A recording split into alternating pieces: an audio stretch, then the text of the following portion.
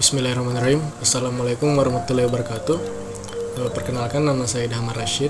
NIM saya itu S1S1 19028. Di sini saya akan membahas mengenai topik integrasi numerik terkait dengan tugas final dari mata kuliah metode numerik.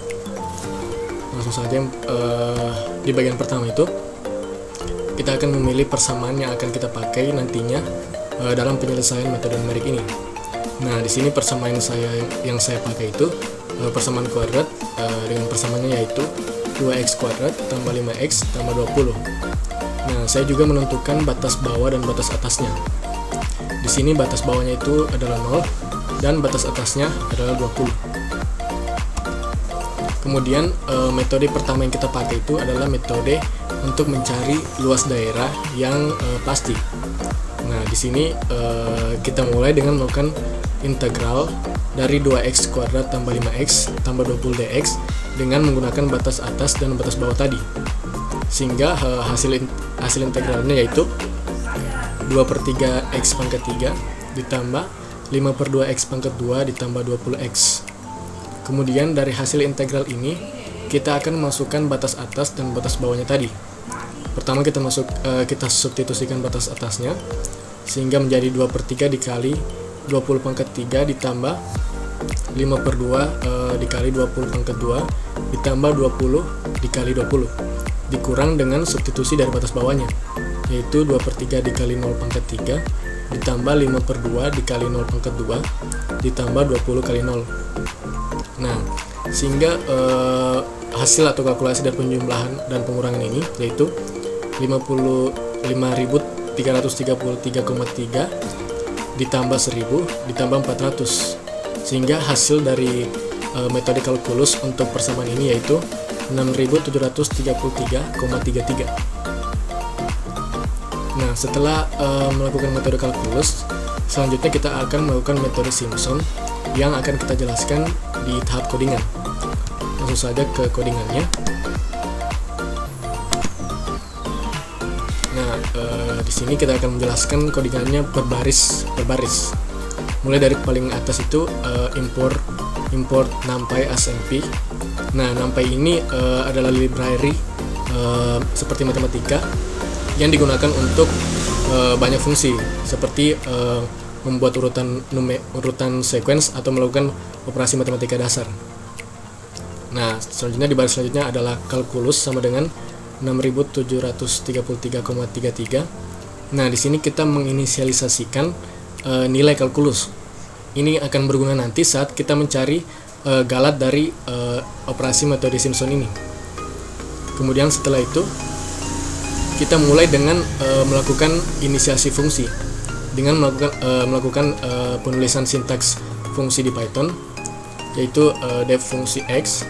Nah, isi fungsi ini cukup sederhana, yaitu cukup melakukan return dari value yaitu 2 dikali x pangkat 2 ditambah 5 kali x tambah 20. Ini sesuai dengan persamaan yang kita pilih tadi.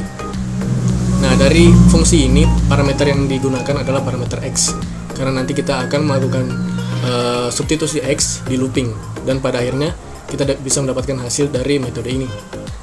Kemudian setelah inisiasi fungsinya, kita melakukan inisiasi dari batas atas dan batas bawahnya. Nah, di sini batas bawahnya itu adalah a sama dengan 0, kemudian batas atasnya yaitu b sama dengan 20. Kemudian kita masuk ke fungsi selanjutnya, yaitu fungsi untuk metode Simpson itu tersendiri. Nah, di sini parameter yang dipakai dari fungsi Simpson ini adalah n, sesuai dengan petunjuk soal. Kemudian setelah kita melakukan inisiasi fungsi, kita mulai dengan melakukan pembentukan nilai h.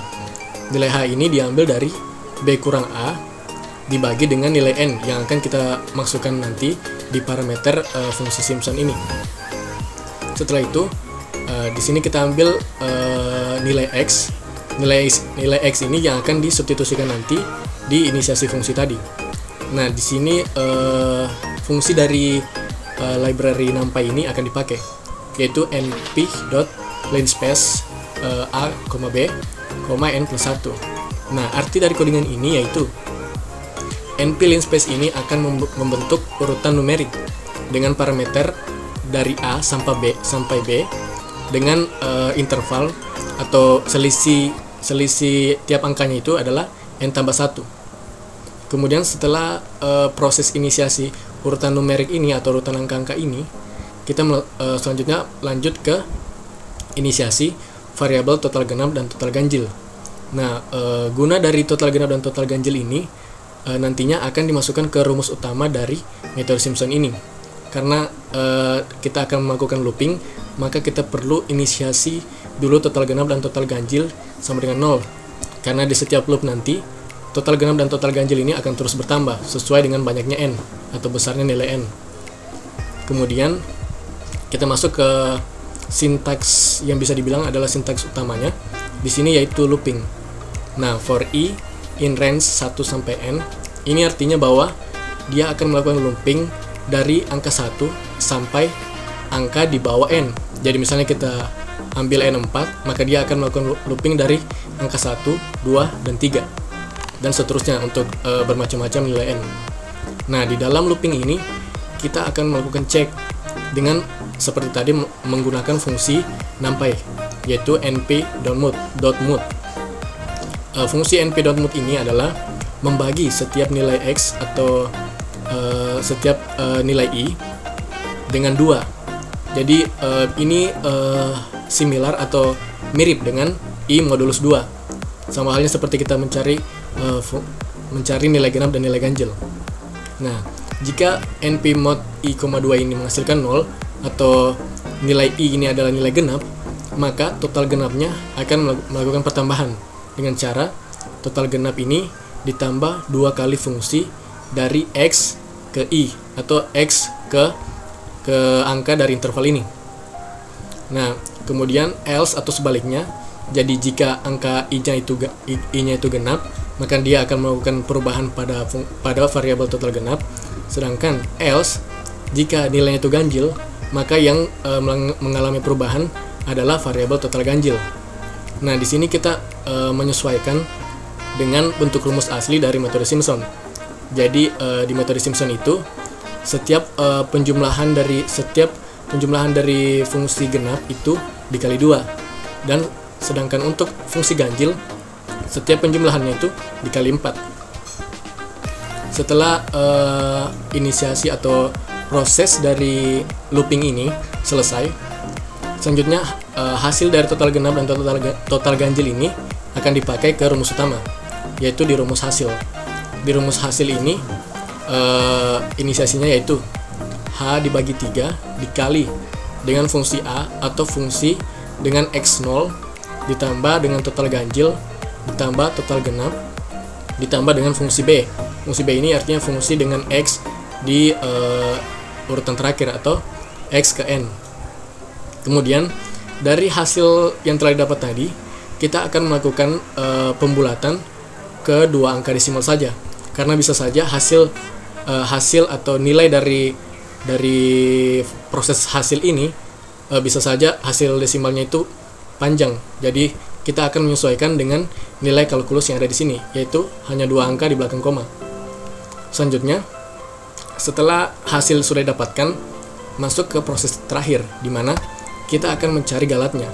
Nah, galat ini adalah selisih antara hasil yang kita dapat dengan metode Simpson dikurangi dengan kalkulus tadi yang kita sudah kerjakan. Setelah itu, kita melakukan print untuk menampilkan hasilnya di command prompt atau di terminal. Nah, itu dia tadi untuk penulisan sintaks dan fungsi dari metode Simpson ini. Untuk metode Simpson ini kita bisa memanggilnya dengan cara cukup dengan memanggil fungsinya, misalnya di sini Simpson, dan memasukkan parameter angkanya. Misalnya di sini Simpson 4 dan Simpson 100. Nah, 4 dan 100 ini adalah angka yang akan dimasukkan ke parameter n tadi. Sehingga jika kita run,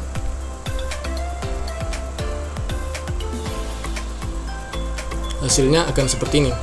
Jadi untuk n sama dengan 4, hasilnya adalah 6733,33 dan gelatnya adalah 0. Sama juga dengan untuk n sama dengan 100, hasilnya adalah 6733,33 dan galatnya adalah 0,0.